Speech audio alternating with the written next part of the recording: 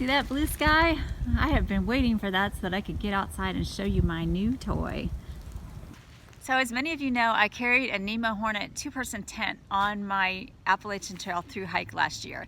And unfortunately, although I love the tent overall, I had some issues with water coming up through the bottom, and they got particularly bad towards the end of the hike. So I contacted Nemo and they asked me to send it in for them to take a look at it under warranty, and they discovered that there was an issue with the fabric on the bottom of my tent. So I have been waiting because instead of giving me a new version of the old tent, they were getting ready to phase out a new version of the Nemo Hornet two-person. So they sent me a brand new one. I got it just the other day, and I'm so excited to unpack it and show you some of the changes and improvements that they've made. First of all, it still comes in the long dual stage bag, so if you don't have the poles in here, you can cinch it right here, which is what I did on my hike, and just put this part in my backpack and I put the poles in the outside. Poles come in the same kind of bag, and unlike the other poles, which were just plain aluminum, these are black and green. They match the tent. They are by DAC, and they are supposedly more environmentally friendly than just regular aluminum. So I don't know much about that, but that's what it said on the card, so I thought it was a point of interest that I would share with you. It also comes with an extra piece of pole so that if you do break a pole, that you can repair it on the trail. Inside the bag is the tent, and I'm going to go ahead and set it up and show you the details of some of the changes on that in just a second. You also get some extra tie-out cord, a set of stakes. These are pretty lightweight, and they've got the string on the end of them.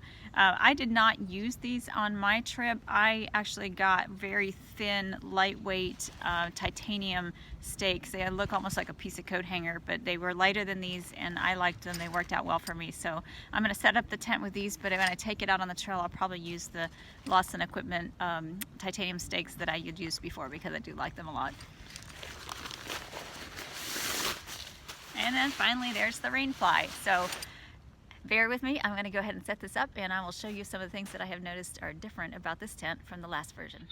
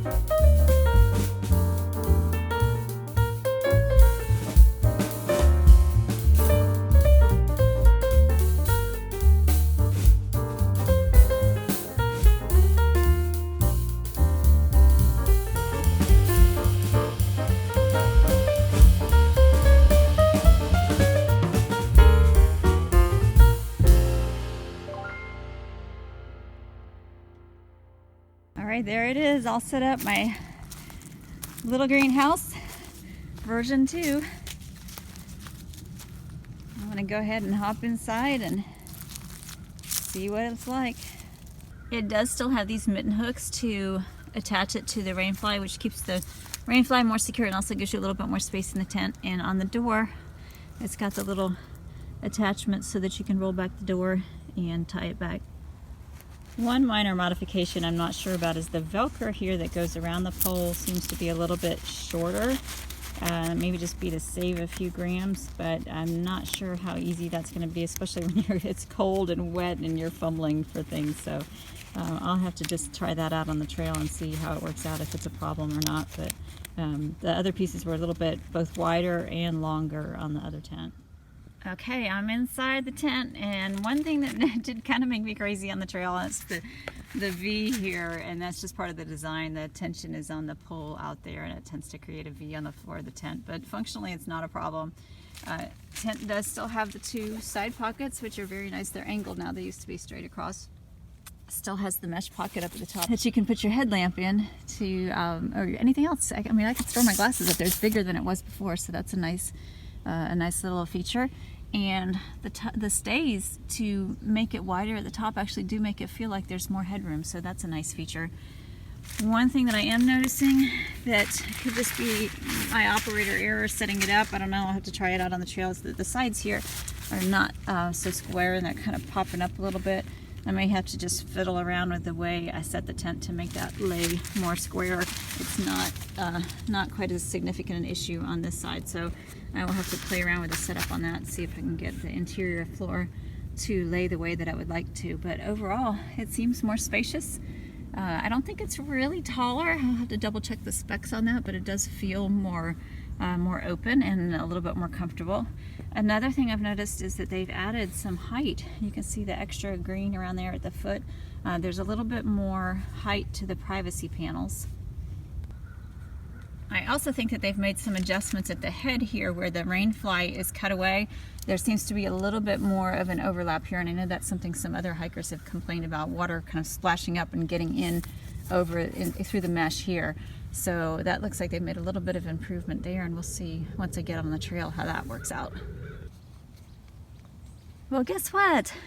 I played around with the staking a little bit down at the foot, and look at that. There's no more V, and the side is much more square, so it pays to take a little extra time and set up the tent the right way. Let me show you what I did. Down at the foot, instead of having the stakes out more to the side, I pulled them almost straight back, just a slight angle there on both sides, and that made all the difference. So I'm real happy now with the way it's set up, and looking forward to getting out in the woods. Well, it didn't take me long to get it all down into the half size version of the bag, so that's pretty good.